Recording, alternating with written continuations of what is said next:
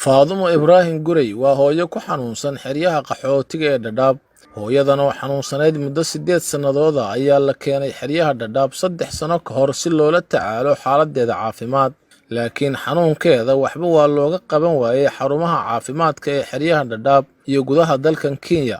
Xanuunkeedu wuxuu ahaa nabar weyn oo ka soo baxay sinta markii dambena isku fidiyay ilaa boodada lugta. Nabarka oo dilaacay 2 maalmood ka hor ayaa sameeyay dhaawac weyn oo jiif iyo joogba u diiday hooyadan xanuunsan. Mukhtaar Suubaan Dhaqane oo ka mid ah culimada xerada ayaa si dareen leh uga hadlay xaaladda ay ku sugan tahay hooyadani. waa maamo xanuunsan oo aan soo booqannay oo ku nool xerooyinka qaxootiga Dadaab Kenya kaamka Xagardheer. maamadan ikhwaani runtii markaad muuqaalkeeda ama xanuunkeeda aragtaan qof kasta oo qalbi leh, qof kasta oo naxariis leh, qof kasta oo damqasho leh, qof kasta oo qalbigiisa ay ku jirto wax yar oo naxariis ah waa qof uu ka naxayo. maamadan xanuunsan ayaan maanta soo booqannay. waxaan doonaynaa inaan xanuunkeeda iyo dhibaatadeeda dadka muxsiniinta ah, ahlu khayrka ah, ahlu iimaanka ah aynu la wadaagno xanuunkeeda aynu tusno. maamadan xanuunsan waxa laga keenay Soomaaliya. xanuunkana maamada wuxuu ku dhacay muddo hadda laga joogo 8 sano. marka Soomaaliya laga keenay xerooyinka qaxootiga la keenay si hay'adahan caafimaad iyo daawo wax looga raadiyo. sida ay noo sheegeen dadkeeda iyo ehelkeeda dabcan waxa la mariyay xarumaha caafimaadka oo la soo mariyay waxba laga qaban waayo, waxba loo tarwaayay. xanuunka halkan bay la jiiftay. midda kale haddii xitaa wax loo qaban lahaa hay'adaha wuxuu qaban lahayn kaar qaxooti maayo laha. qofka hadduusan kaar lahayn waxba looma qabto. Soomaaliya waa la keenay xanuun baa loo keenay. ehel ma lahan, tol ma lahan. waxay ku dul nooshahay oo gacanta ku haysaa gabadhaan halkan fadhido ee idin muuqateed arkaysaan oo gabadh iyada dhashay. gabadha ay dhashayna agoon, ilmaheedu waa ilmo agoon. iyadaa u baahan in la saacideeyo oo la garab qabto. xaaladdeedu sidaa u ahayd, xanuunkiina u sii korayay una sii weynaanayay. hadda saad arkaysaan buu marayaa inuu xanuunkii dilaacay oo aan la fiirin karin oo aan la daawan karin sida idin muuqato. marka insha Allah tacaala cid aan Ilaahay subxaanahu wa tacaala iyo dadkiina walaalaha muslimiinta aan ahayn u maqan ma jiraan.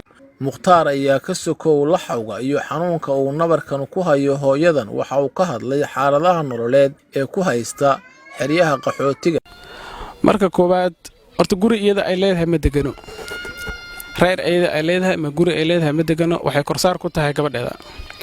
waxay seexataa gurigan hadda aan ku jirno oo koleyto muuqaalkiisa aad arki doontaan wareha intuu sidano ay ku nooshahay.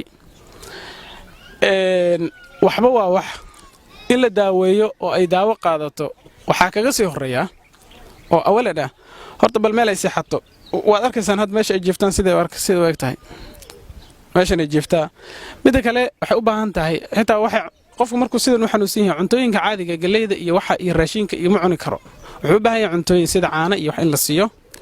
wixii loogu soo gadi lahaa ama afka loogu saar lahaana ma haysato. waa maamo mataqaana halka ay jiifto. waxaa ka daran daawada xanuun baabi'aha ee nabarkan xanuunaya waxba cunaya, waxba xanuunka gudaheeda waxba cunaya ma haysato. gabadheeda Caasho Ibraahim Aadan oo ah hooyo haysata 7 carruur oo agoon ah ayaa ka hadashay xaaladda hooyadeed, waxaana ay dadka muxsiniinta ah ee Soomaaliyeed ka codsatay in la caawiyo. waa muddo 3 sano aan la tacaalay meeshan meel kasta la aaday. bis waxa oo istaaladii NRC waxba ay qaban waayeen.